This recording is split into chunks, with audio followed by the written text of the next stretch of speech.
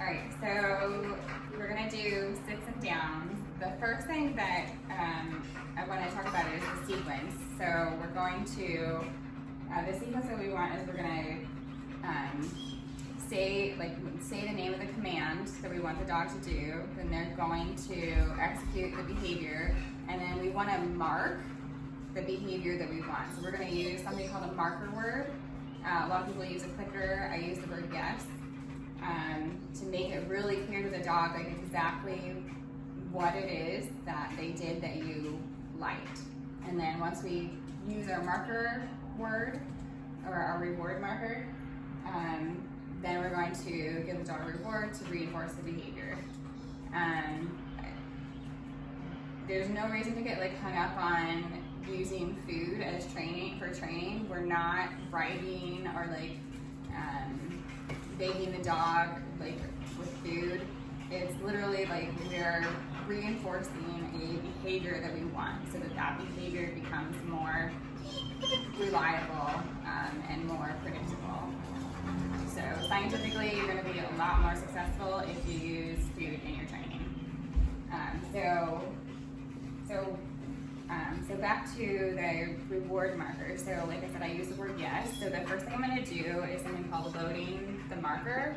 So essentially, I want the dog to make a connection between the word yes and food coming. So the word yes is going to be like a predictor of food coming, basically.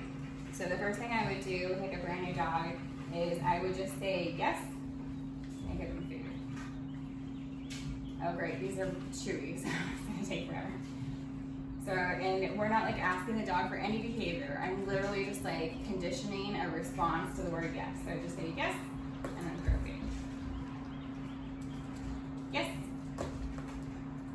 And if you want to wait for the dog to look at you, that's fine, but you don't have to.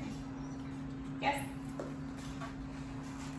And it's really helpful. You actually want a 1 second pause in between. So we don't want to be throwing the food at the same time. We want to say yes. And then yes. Because it has to be clear, one predicts the other. They don't happen at the same time. Yes. Yes. Yes. And I'm actually not that great at separating. It's something I have to work on. Yes.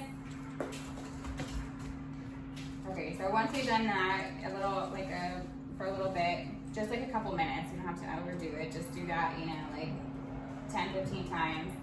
Then we're gonna try and get the behavior and have to get more.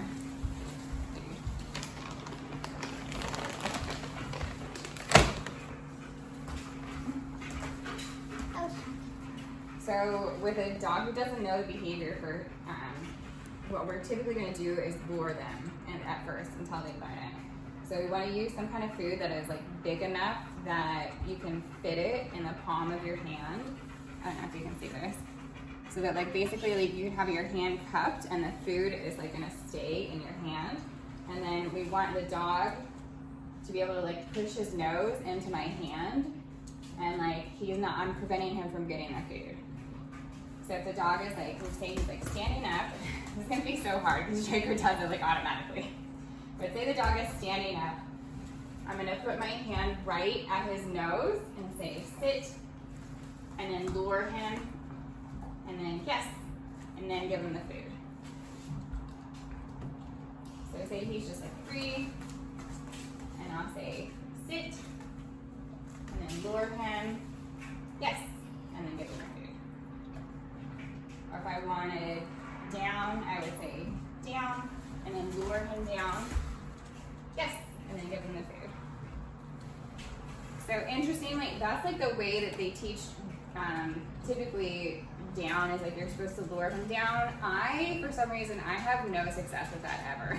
So with all the foster dogs and puppies and everyone that I've trained recently, the way that I've been teaching down is literally by just capturing it.